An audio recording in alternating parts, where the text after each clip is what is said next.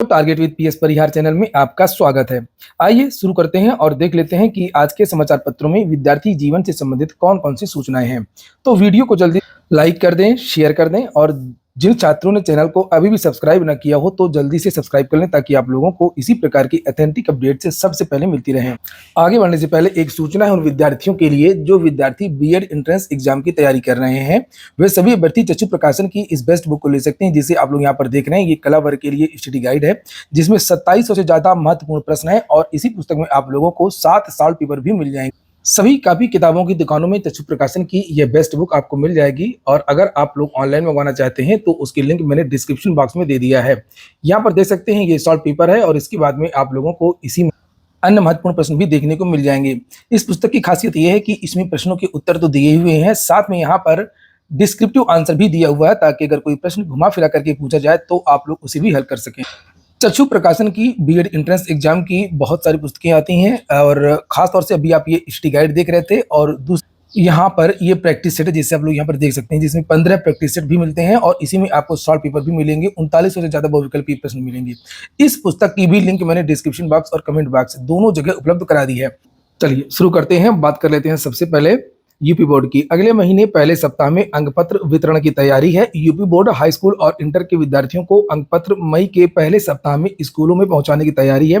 उसके बाद उसका वितरण शुरू हो जाएगा। बोर्ड की ओर से विद्यालयों में अंकपत्र पहुंचाने की तैयारी अंतिम चरण में है और यहाँ पर लिखा है कि बोर्ड के सचिव दिव्यकांत शुक्ल ने बताया कि इस महीने के आखिर तक क्षेत्रीय कार्यालयों प्रयागराज, वाराणसी, गोरखपुर, मेरठ और बरेली में अंकपत्र पहुंचाने की योजना है। उसके बाद उसे डीआईओएस के माध्यम से स्कूलों में भेजा जाएगा।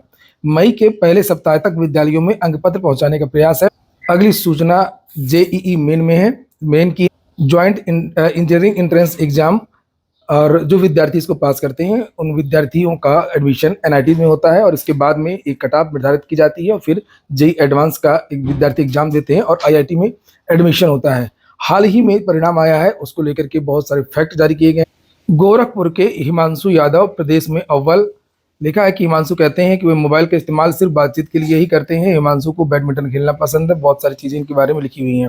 वहीं पर लिखा है 5000 से कम रैंक पर शीर्ष 10 एनआईटी में प्रवेश का मौका मिलेगा। कौन कौन से टॉप 10 में आते हैं जिनकी मांग ज्यादा रहती है उसके बारे में भी लिखा है।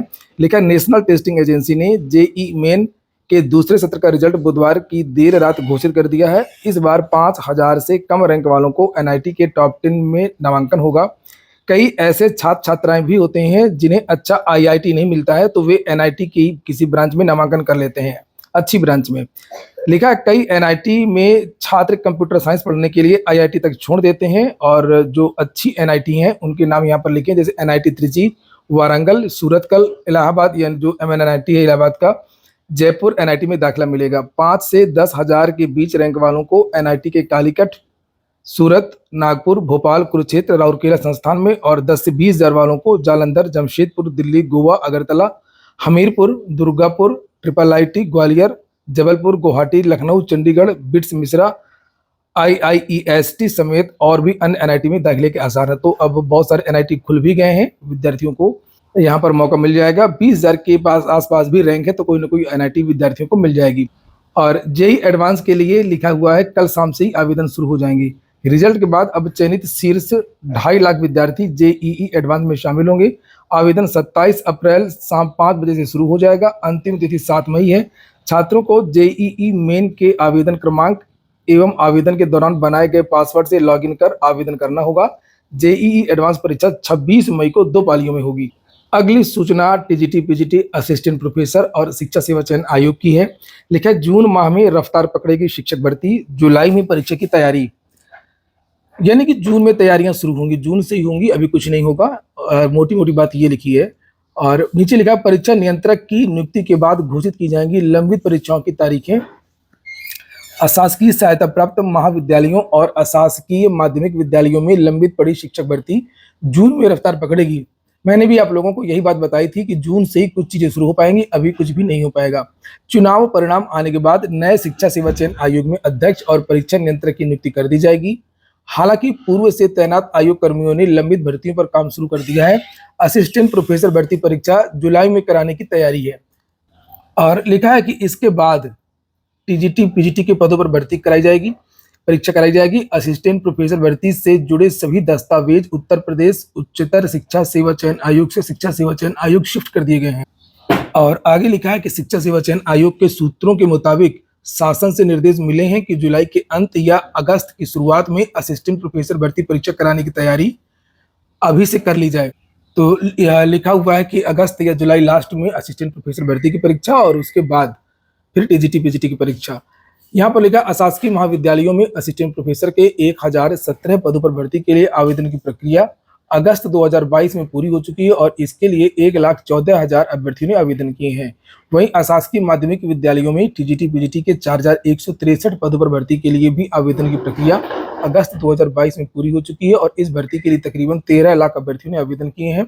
शिक्षा सेवा चयन आयोग के सूत्रों का कहना है कि टीजीटी पीजीटी की परीक्षा बड़ी परीक्षा है और असिस्टेंट प्रोफेसर भर्ती के मुकाबले इसमें कई गुना विद्यार्थियों को शामिल होना है। यानी 13 लाख विद्यार्थियों ने आवेदन किया था टीजीटी पीजीटी के लिए और 1 लाख के आसपास असिस्टेंट प्रोफेसर के लिए। इसलिए असिस्टेंट प्रोफेसर की जो परीक्षा वो पहले होगी। आयोग में अभी तक स्थायी अध्यक्ष की नियुक्ति भी नहीं की गई है और ना ही परीक्षा नियंत्रक के पद पर तैनाती हुई है, जबकि परीक्षा तिथि से उसके आयोजन में परीक्षा नियंत्रक की भूमिका सबसे ज्यादा महत्वपूर्ण होती है।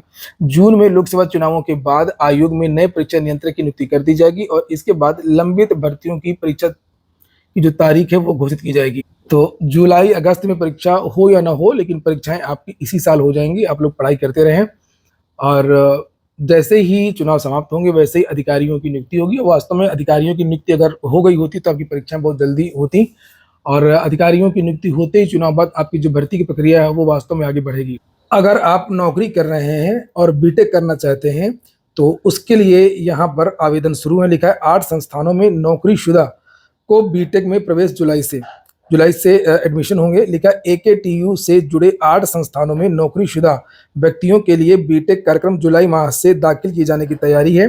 पहले चरण में 8 संस्थानों में कार्यक्रम की शुरुआत होगी। एकेटीयू से संबद्ध ग्रेटर नोएडा, गाजियाबाद, मेरठ, मुरादाबाद और लखनऊ के 8 कॉलेजों में BTech for working professionals course की शुरुआत की जा रही है। सत्र की शुरुआत अप्रैल माह से होनी थी पर अब जुलाई से प्रवेश लिए जाएंगे। कॉलेज की ओर से ऑफर किए जा रहा है। इस कोर्स को फुल टाइम की मान्यता प्राप्त है। तो जो वैल्यू नॉर्मल बीटेक की होती है वही पूरी वैल्यू इस बीटेक की भी होगी। 4 साल की पढ़ाई के बाद डिग्री मिलेगी, इसमें लिखा हुआ है। इसमें 4 साल की पढ़ाई पूरी करने के बाद डिग्री मिलेगी। इस कोर्स के लिए प्राविधिक विश्वविद्यालय से संबद्ध कॉलेज 30 से ज्यादा सीटों पर प्रवेश ले सकेंगे। यूपीएससी से जो वैकेंसी आई है सीएपीएफ असिस्टेंट कमांडेंट, उसके बारे में भी जानकारी दी गई है कि 506 पदों पर जो वैकेंसी आ गई है और इसकी जो लास्ट डेट है वो 14 मई है। स्नातक पास युवा यहाँ पर आवेदन कर सकते हैं और जो एज है वो 20 से 25 है।